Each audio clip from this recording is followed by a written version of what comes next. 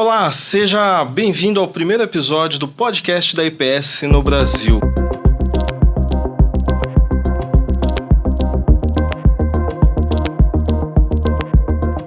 Meu nome é Diesley e serei o seu host. E no episódio de hoje nós iremos falar sobre os principais desafios que a indústria eletrônica tem enfrentado nos últimos anos para se adequar às novas tecnologias. E para conversar um pouquinho comigo no dia de hoje, neste episódio, tenho o prazer de apresentá-los Guilherme Avelino, diretor operacional e de comercial da EPS Serviços no Brasil. Seja bem-vindo, Guilherme. Obrigado, Diesley. Muito bom fazer esse bate-papo aqui. A gente tem conversado bastante sobre as oportunidades e mudanças que a gente tem visto aqui ao longo desses anos. É uma satisfação. Ô Guilherme, para falar um pouquinho sobre essas novas tecnologias, eu queria que você se apresentasse um pouquinho, falasse um pouco do seu background, do seu conhecimento e a sua história na EPS nesses últimos anos. Bacana, Diesley. Essa é uma história bem gostosa de compartilhar, né? Eu estou na EPS há 13 anos. Vou completar 14 agora em setembro de 2024. E ao longo desses 13 anos é uma trajetória muito boa, né? A gente iniciou com uma unidade pequena em Manaus. E em Manaus a gente atendia aquele polo de eletrônica que estava esquentando e borbulhando lá naquela época. Hoje já bem desenvolvido, mas voltando ali 13, 14 anos, ainda estava crescendo. Então a EPS entrou com um grande objetivo. Esse objetivo era ajudar as indústrias eletrônicas que estavam fazendo outsourcing, terceirização de gravação de componente eletrônico, né?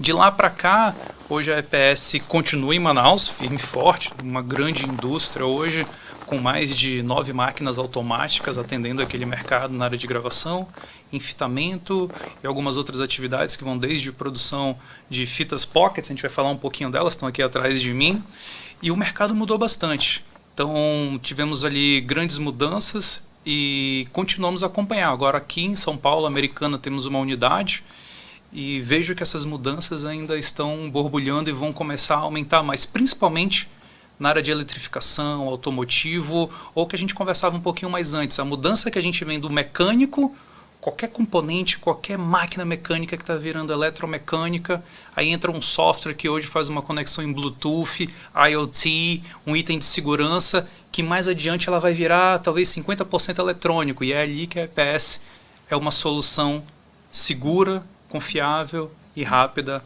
para as indústrias. Legal, a EPS então ela favorece todo esse nicho da indústria eletrônica. Fala um pouquinho mais de onde que ela surgiu, como que ela está no Brasil. Ela está só em Manaus e Americana? Onde que ela está dentro do mundo? Onde que ela se localiza? Bacana essa pergunta, Diesley. A EPS tem mais aí quase 30 anos no mercado mundial, né? Então é uma empresa inicialmente irlandesa, né, de capital fechado, os donos ainda estão no controle. E hoje ela tem 2 unidades aqui no Brasil. Manaus iniciou ali há 13, 14 anos. São Paulo, a gente está indo aí para o 2º ano de grandes desafios. Mas também tem hoje 10 unidades no México, 2 unidades nos Estados Unidos, 6 unidades na Europa. Indo para a Ásia tem aproximadamente ali 8 grandes unidades, né? E essas unidades, de novo, elas estão muito próximas ali dos clusters automotivos e eletrônicos. Então, hoje, onde tem um grande cluster, uma produção industrial de alta escala, a EPS está ali. Seja por um convite de algum cliente que entendeu que a EPS é uma boa solução, segura, confiável e com track record aí de mais de 300 milhões de componentes gravados e quilômetros de fitas produzidos. E eu trago de novo a palavra segurança, confiabilidade, porque é o que hoje a tecnologia pede. Então, voltando para a EPS tem se expandido ali num território mundial. E aqui no Brasil o desafio é justamente esse, estar próximo das indústrias, seja com uma solução para a parte eletrônica, na gravação de software, na criptografia de softwares, na parte de segurança de semicondutores, ou na parte da produção dessas fitas que hoje fazem um transporte de componentes, todo aquele processo que era antigamente 100% manual, o operador estava ali colocando uma fita, colocando na placa, no produto. Hoje esse processo pode ser feito numa fita para ser embalada e montada num processo SMD 100% automático. Isso é legal porque acaba gerando maior produtividade para as indústrias que trabalham com esse tipo de componente, certo? Certo, e eu vejo muito quando a gente conversa com os clientes, uma mudança de mentalidade. Primeiro, assim, existe uma pressão muito grande hoje do mercado, qualquer indústria, né? A gente está falando ali de centavos, de produtividade, então eu vejo a palavra Lean Manufacturing, OEE, muito próximas, então assim, é tudo otimização. Então a EPS entra muito nesse sentido, de conseguir deixar, primeiro, que o cliente foque no core business dele. E qual que é o core business do cliente? Não é fazer enfitamento, não é fazer gravação, é montar o produto dele, fazer o desenvolvimento, aperfeiçoar, talvez atender o cliente dele. E onde que a EPS entra? Entra em tudo aquilo que não é core business. Então, gravação. Cara, gravação às vezes não agrega valor para o cliente direto. Então, passa para a EPS entra hoje fazendo todos os investimentos. Então, o cliente não vai se preocupar em comprar máquina, algoritmo, peças de reposição, fazer desenvolvimento. E aí, abro um parênteses para lembrar um número interessante. Hoje, tem uma quantidade absurda de componentes eletrônicos entrando todo dia no mercado. Todo dia. Uhum. Tem um número que fala aí de 20 a 30 componentes novos, graváveis, entrando no mercado. Então, hoje, o cliente não consegue acompanhar isso. E a gente consegue acompanhar, porque a gente tem o nosso time de desenvolvimento, a gente consegue trazer essa solução para ele, ou seja, ele vai se preocupar no core business dele e a gente se preocupa em todo o resto. Ok, perfeito. E no caso, as indústrias que a EPS acaba atendendo são as principais indústrias eletrônicas, sejam pelo segmento automotivo ou OEM, é isso? Interessante você falar, Jesley. Aí eu vou fazer uma viagem no tempo aqui. Vamos voltar 13 anos no tempo, né? Quando a gente iniciou aqui no Brasil, especificamente, o Brasil é um território gigantesco. A gente iniciou atendendo os contract manufacturers. Então, aquelas empresas que terceirizam o processo de montagem. O cliente final não quer montar, ele procura essa empresa. E essa empresa nos procurava. E a gente observou uma mudança muito grande ao longo do tempo. A gente iniciou eletrônico, 100%.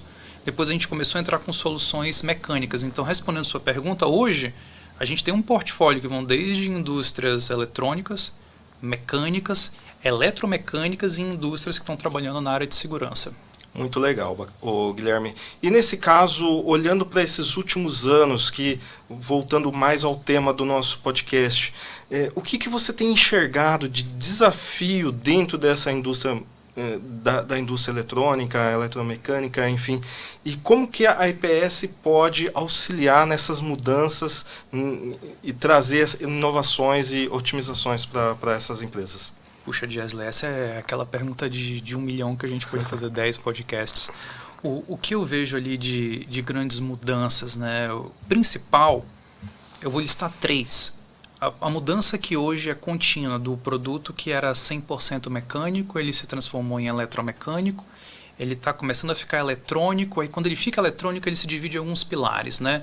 Um pilar de segurança, um pilar de conexão, um pilar de IoT, e ele começa a ficar mais eletrônico. Então a indústria que era 100% mecânica há 10 anos, e vamos falar ali, puxa, tem indústrias que faziam ar-condicionados, por exemplo. Apesar de ter eletrônica, era uma eletrônica simples. Agora você pega um aparelho de ar-condicionado, ele está conectado com Bluetooth, exato, tem um sistema de segurança, da sua casa você conecta ele, desliga, ele está no seu celular. Está no celular, exatamente. Ele começa a ter recursos que vão de eletrônica embarcada, segurança, ou seja, essa indústria está começando a botar um pé, ou já botou na eletrônica, então eu vejo essa mudança muito grande. Eu dei esse exemplo do ar-condicionado, mas posso falar de produtos que vão até chapinhas de cabelo, a produtos mais complexos que são hoje celulares, TVs, câmeras de segurança dentro da sua casa. Inclusive carros, né, veículos. Até alguns anos atrás a gente não falava sobre veículo elétrico. Hoje toda a indústria automotiva está mudando e a gente vê, imagina o tanto de componente que antes tinha, que eram provavelmente poucos, eu não tenho esse conhecimento, mas provavelmente poucos, e agora toda a tecnologia embarcada nos veículos. Eu adoro falar do automotivo. Eu trabalhei 7 anos numa indústria automotiva e o que eu acho muito curioso e importante na indústria automotiva? Na indústria automotiva tem alguns números que são públicos, dentre eles, há 20 anos tinha uma média ali de 400, 300, 500 componentes eletrônicos no cockpit de um carro, né? Hoje, pulando para 2023, 2024, se fala ali de mais de 1.500 componentes eletrônicos, somente ali no cluster, no cockpit do carro, que são componentes que estão complexos, componentes caros, e aí a gente tem uma outra parte, que é a parte do software. Antigamente o software que embarcava um carro, ele era pequeno, ele era simples, ele era talvez de fazer uma conexão com uma outra parte. Hoje não, hoje você tem sistemas operacionais com GPS, que estão conectados via satélite, junto com o seu celular, que tem grandes seguranças por trás. Então, hoje o automotivo olha para isso e fala, poxa, eu vou fazer um investimento para tratar toda essa parte de segurança do carro, ou eu tenho uma empresa hoje que consegue me ajudar. Seja só na gravação ou no desenvolvimento, porque no automotivo a gente fala de desenvolvimentos que a gente começa hoje para implementar daqui a 1, 2 anos. Exatamente. E no caso, não só a quantidade de componentes, mas também a quantidade de informação que vai dentro de cada componente. Como que a indústria se adequa neste momento? O que você enxergou de diferença com relação aos dados? Aos dados, né? Eu acho que tem ali, desde a questão de como é feito o controle de dados hoje, né? Hoje, dados são o novo petróleo, né? Então, bancos de segurança, firewalls, todos esses aparatos para garantir que o software do cliente é seguro. Hoje eu sei que o cliente tem e nós também temos. O segundo ponto é como trabalhar esse software dentro do carro, né? Ou do veículo em si, porque a gente vai falar de motos ali, motos também não está muito distante disso. Estão muito pesados. Antigamente um software, eu estou falando de 10 megas, 20 megas, hoje eu estou falando de 20 gigas. Então, a forma como era tratada antes mudou. Antigamente tinha uma forma ali, talvez secundária, terciária. Hoje é primário, hoje é top one priority para essas empresas ter o software seguro. E, de novo, como virou algo grande, complexo e caro, as empresas fazem uma pergunta, que aí eu acho que é uma mudança de mentalidade que eu tenho visto de alguns anos para cá. Devo investir e botar meu CAPEX em ativos para fazer aquilo, ou vou fazer um OPEX e procurar uma solução, seja uma EPS, alguma outra solução no mercado que é especialista naquilo e vai absorver os custos. Então eu vejo essa mudança lenta do que no passado era muito verticalizado. Hoje as empresas falam, não, eu vou distribuir para quem sabe fazer. Então, essa pessoa aqui é especialista, esse parceiro é especialista, esse aqui também. Então, eu vejo essa mudança muito grande e forte. Ô Guilherme, e no caso, eu como engenheiro de produção, você vai falando tudo isso, eu já estou me imaginando o tempo que as empresas levavam para fazer uma gravação antes e agora com toda essa quantidade de dados, qual é o impacto que as empresas têm na linha de produção e se isso de certa forma acaba se tornando um gargalo na produção.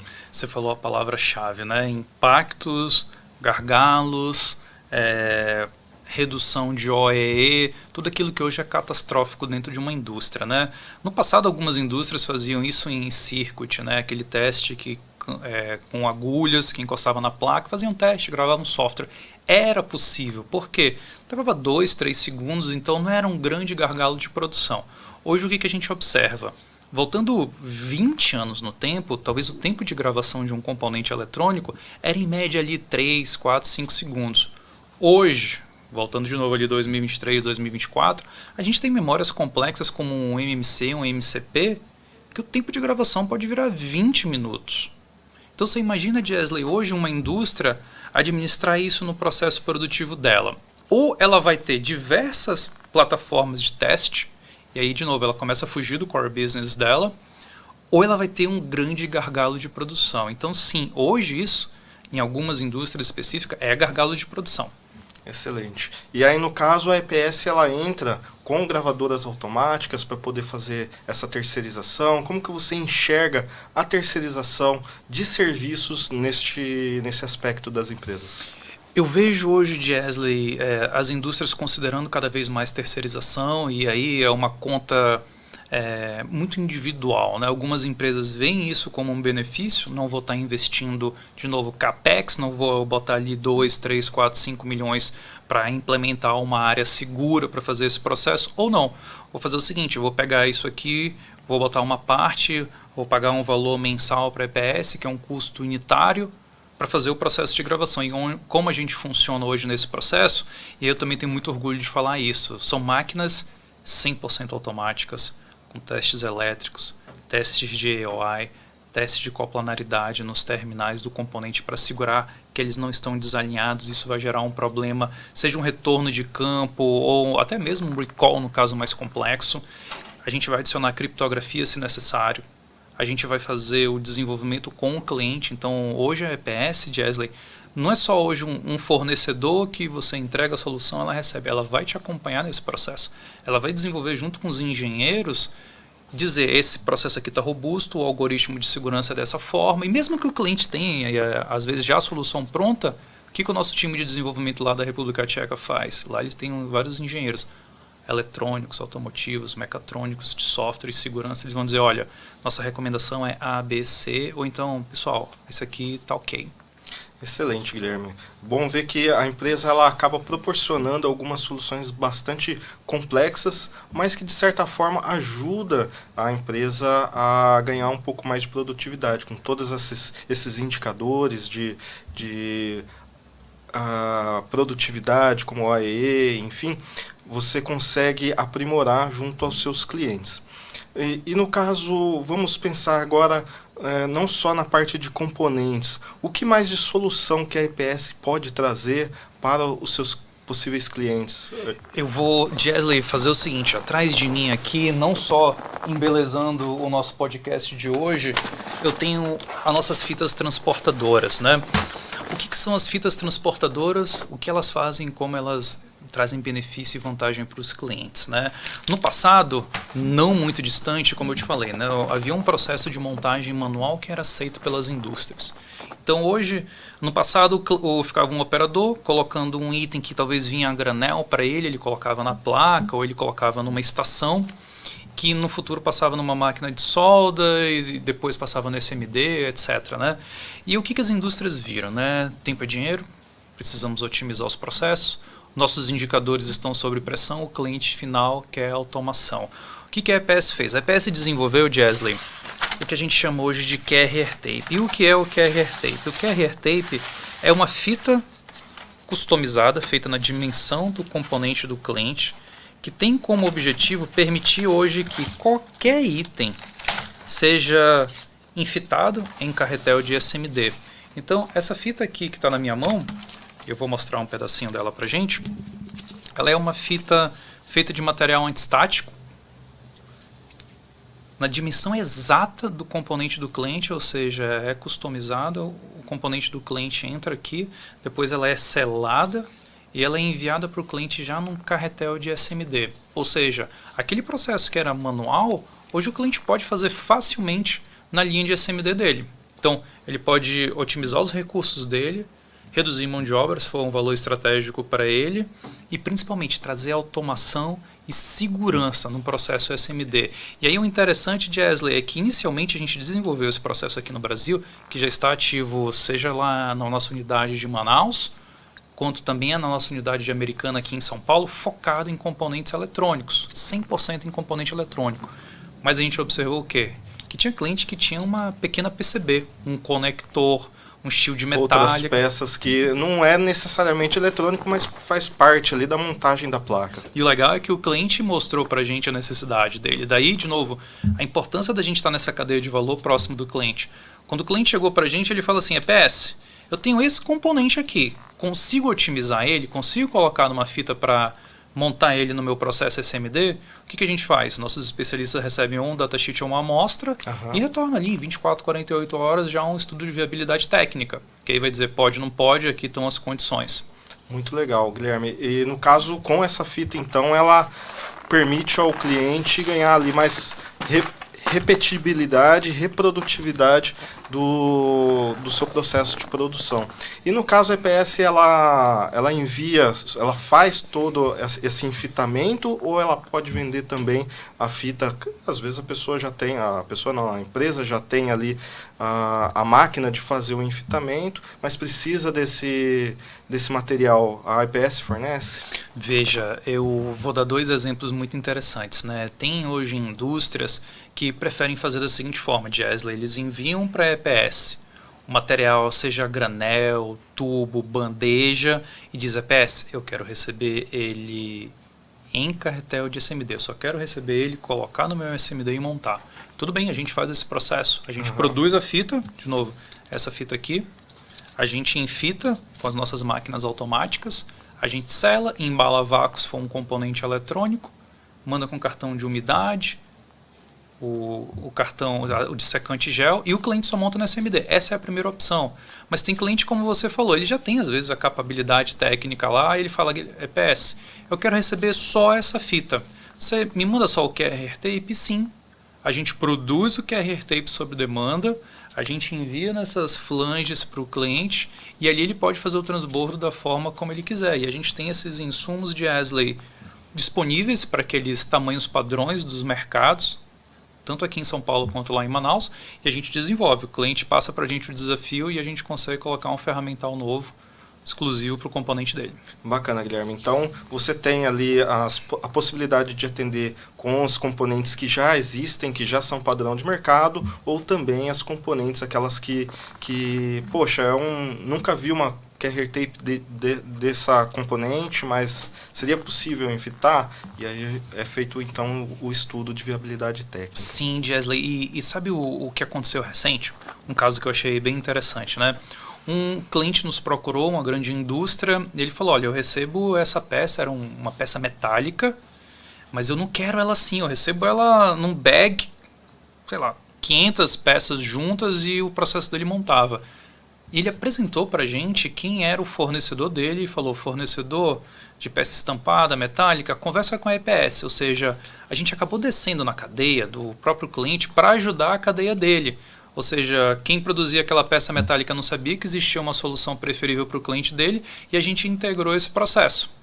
Excelente, Guilherme. E no caso, por exemplo, a empresa ela já recebeu tudo enfitado, tudo bonito, a embalagem danificada. Veio ali, a gente sabe que na indústria eletrônica tem todos os cuidados de controle não só de antiestático, mas também controle de umidade. E aí veio a embalagem danificada. Como que a EPS pode ajudar essa empresa? Excelente pergunta, Jesley. Hoje, os clientes nos trazem sempre bons e novos desafios, né? Tem alguns que acabam sendo recorrentes, eu vou listar eles. Por exemplo, quando o cliente compra material eletrônico, componentes eletrônicos, em sua grande maioria vem da Ásia. E você imagina ali o trânsito da Ásia, né? Pode ser aéreo, marítimo, tem um transbordo no meio, para num posto de fiscalização, às vezes o fiscal tem que abrir ou o material é danificado, enfim, chega no cliente com uma condição que é a embalagem rasgada. E vale lembrar que componente eletrônico ele tem uma característica higroscópica, ou seja, ele é sensível à umidade. E dentro de cada embalagem vem um cartão indicador de umidade. Então o cliente olha, saturou meu cartão, ou na dúvida ele fala, ops, EPS, esse material foi aberto, eu quero retirar a umidade. E aí entra um serviço específico nosso, que é o baking em estufa industrial. Como funciona? O cliente envia o material para a gente na embalagem que estiver, a gente acomoda o material dele dentro de prateleiras adequadas para fazer a retirada da umidade. E aí a gente segue, obviamente, algumas regras específicas da indústria. A GDEC diz para a gente que o componente MSL 1, 2, 3, 4, 5 de espessura A, B, C, D deve ficar em X período de tempo na estufa. Então a gente retorna o material para o cliente já na condição correta, sem umidade. Isso traz o quê? Segurança para quando ele for montar no produto dele, passar na pasta de solda, no forno de refusão, não vai ter problema, ou até mesmo problema de campo, porque às vezes o cliente está montando material que está aberto, exposto à umidade, e tem ali 0,3%, 1% de retorno de campo, que ele não entende às vezes a origem, e a origem é essa, nesse componente eletrônico que foi exposto. Um pouquinho mais de umidade. Exato. Um outro problema que eu vejo recorrente, e esse também, falando de recorrente de 10, 12, 14 anos, é material que está enfitado em carretel de SMD, e quando você pega o carretel de SMD, ele é composto por um QR Tape e uma fita que ela serve para tapar o componente. Uma fita seladora. Uma fita de selagem, exato. Às vezes essa fita de selagem está com uma aderência muito forte, ou às vezes ela está com baixa aderência.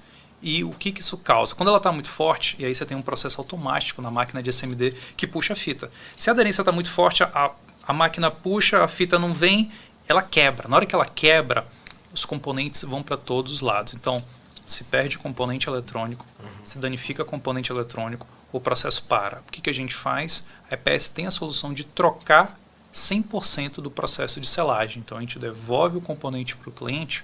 Seja se estiver muito selado ou com pouca selagem, o que acontece? Pode atrapalhar também no processo? Eu diria até, Jesley, que é pior, porque quando está com pouca selagem, o que acontece? O módulo de falha a máquina começa a puxar um pouquinho e já sai um monte. Aí cai um monte de componente, aí o cliente não pode fazer nada. Nos dois casos, a EPS tem a solução de reselar, não só reselar, mas fazer a embalagem de forma adequada, cartão de umidade, dessecante sílica gel, fazer o baking se necessário e manda de volta para o cliente de forma rápida. Ou seja, ele não impacta a produção dele, ele não tem problemas de qualidade, ele traz segurança e confiabilidade para o processo dele. Legal. Então, nesse caso, não só toda a parte de serviço e de componentes de peças também, no caso a Carrier Tape, vocês podem fornecer também, no caso, a fita seladora, é isso? Sim, sim. Nós também fazemos hoje o processo de venda da fita cover tape de selagem. Então, a gente apresentou hoje, Gesley, a solução completa para o cliente. E aí, no mar de diversas opções de solução, a gente tem desde a solução que o cliente vai receber o material 100% enfitado, ele vai receber 100% enfitado, inspecionado, identificado. Ele vai receber somente os insumos para ele fazer nas máquinas dele ou no processo que ele preferir.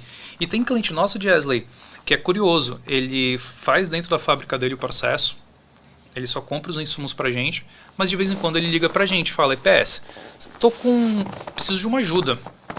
Esse é o cliente que a gente quer estar próximo. Então a gente hoje tem um departamento técnico que também pode atender esse telefone, atender o cliente por telefone, por e-mail, presencial, para garantir o quê? Que a forma como ele está fazendo o processo de selagem é adequada.